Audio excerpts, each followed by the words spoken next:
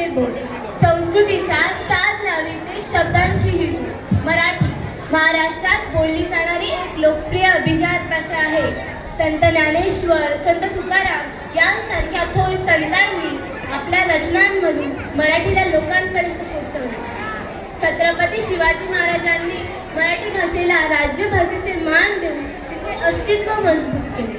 आणि आज याच मराठी भाषेला कोणीच विचारत नाही.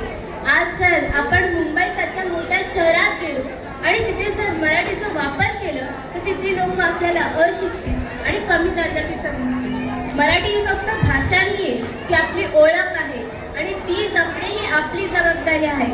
संतांची ही वाणी, छत्रपतींचे अभिमान, साहित्य कला संस्कृतींचा अमूल्य ठेवाच मान. चला जपूया संस्कृती, वाढवू मराठीचा मान, असाच राहो अजरामर मराठीचा अभिमान. शब्द आमचे तलवारीसारखे, शूरवीरांची आठवण जागते, गर्व आहे मला मराठीतच बोलते. आईच्या प्रेमासारखी या भाषेत रमते.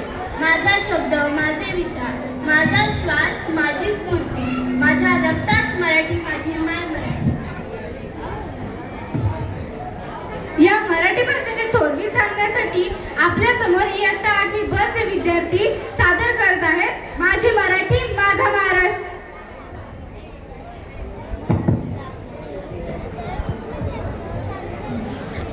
मैम, आपको क्या लगता है ये किसकी किताब होगी?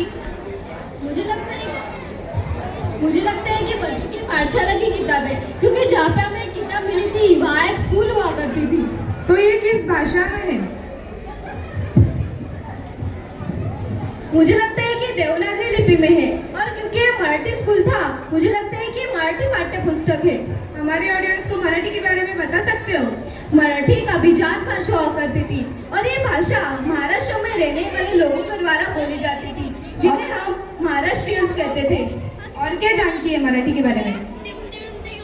ये छत्रपति शिवाजी महाराज की तस्वीर है. ये मराठा राजा हुआ करते थे. कई गढ़ किले थे इनके महाराष्ट्र में. कुछ जगह बता सकते हैं कहाँ है? Well, we do have the places, तो आपको आप किले नहीं मिलेंगे. हाँ, कुछ लोगों ने मदद की थी उनको बचाने की, बट उस वक्त के सरकार ने उनको साथ नहीं दी. तो अब कहाँ गए महाराष्ट्रियन? महाराष्ट्रियंस कहीं गए नहीं, वो अपनी भाषा और संस्कृति भूलते चले गए. कुछ नया करने की चाह पे अपने रूट्स भूल गए. मेरे ख्याल से इतनी रिसर्च तब हुई थी जब मोहनजोदड़ो और हड़प्पा से सील्स और स्क्रिप्ट्स मिली थी. एग्जैक्टली, उतनी समृद्ध भाषा और संस्कृति थी है. अगर ये भाषा और संस्कृति इतनी समृद्ध थी तो ये मराठी भाषा विलुप्त कैसे हुई?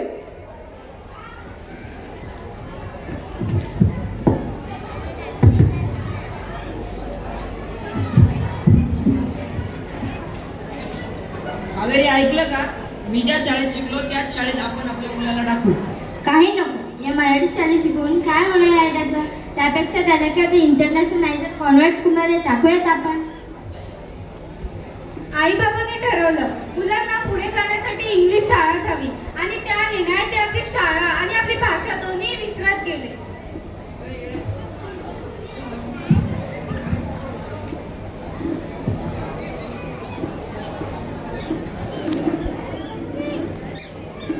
काय रे, काय झालं? अरे हिंदी पिक्चर तर हाऊसफुल आहे रे. त्यापेक्षा आपण मराठी सिनेमा किंवा नाटक बघूया. अरे कसलं बोरिंग असतं ते, त्यापेक्षा इंग्लिश मूवी बघूया. आधी मराठी माणसाला मुंबईमध्ये जागा मिळत नव्हती आणि आता मराठी सिनेमालाही मुंबईच्या थिएटरमध्ये जागा मिळण्याशी झाली. मोडली जरी पाठ तरी मोडला नाही कणा, पाठीवरती हात ठेवून फक्त लढ म्हणा. अरे हे काय, ही मराठी कविता घेणार आहेस का ॲन्युअल डेला? हो. अरे किती ओल्ड फॅशन आहे. त्यापेक्षा तू एखादी किंपली किंवा शेक्सपियरची घे ना. हे बघ.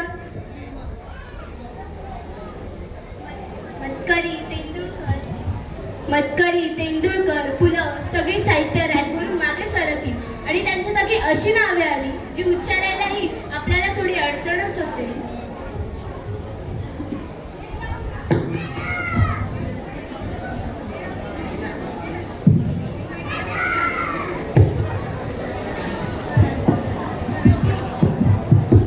काय रे, गुढीपाडव्याला काय करतात? अरे मलाही काही जास्त माहित नाही, आपण गुगलला सर्च. अरे हे काय, आपले मराठी सण आपल्याला माहिती असंच चालू राहिलं तर पुढच्या पिढीला मराठी बोलायला शिकण्याचे क्लासेस लावावे लागतील.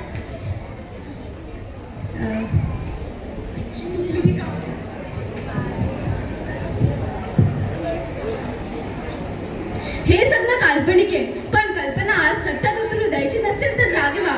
कारण भाषा कधीच अचानक मरत नाही, ती हळूहळू जगता जगता मरते. पण अजूनही वेळ गेलेली नाहीये. मराठीला आत्ताही वाचलं जाऊ शकतं. त्यामुळे फक्त ती भाषा शिकू नका, ती लिहा, बोला, वाचा, जपा. नाहीतर तुमचं अस्तित्व सुद्धा पुस्तकात सापडेल आणि कोणतरी दुसराच त्यांच्या विश्वास ठेवला. भाषा मराठी माझी भाषा मराठी ग, भाषा मराठी माझी भाषा मराठी ग. जशी लेकरा माया धरती या पोटी ग, जशी लेकरा माया धरती या पोटी ग. भाषा मराठी माझी भाषा मराठी ग, भाषा मराठी माझी भाषा मराठी ग, भाषा मराठी माझी भाषा मराठी ग.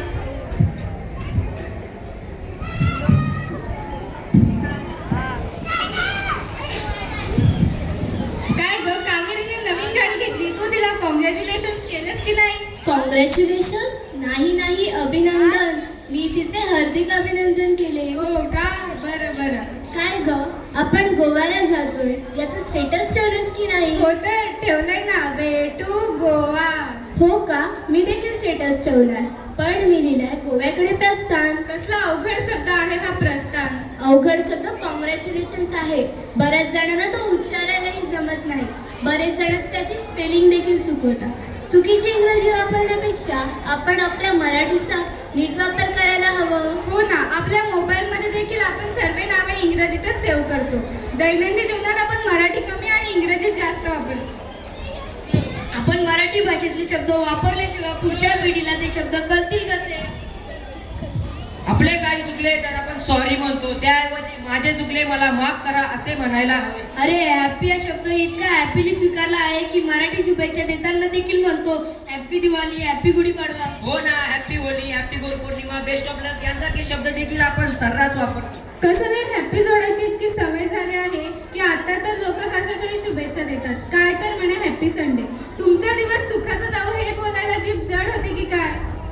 हे असंच चालू राहिलं तर पुढच्या पिढीला मराठी बोलायला शिकण्याचे क्लासेस लावावे लागतील. क्लासेस नाही ग, वर्ग. हो, वर्ग. सध्या लोक इंग्रजी बोलायचे क्लासेस लावतात, तसे मराठीसाठी लावावे लागतात.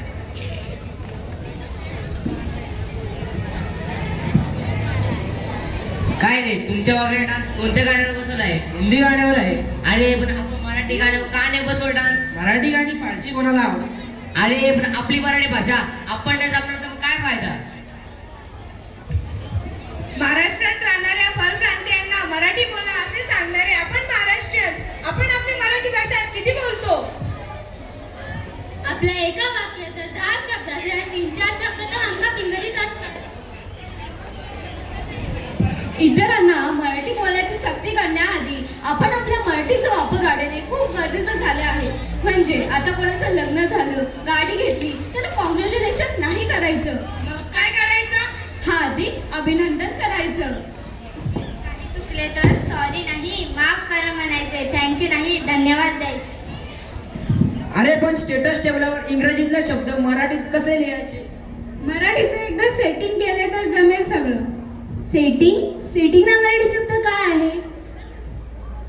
तुम्हाला माहित आहे का सेटिंगला मराठी शब्द काय आहे?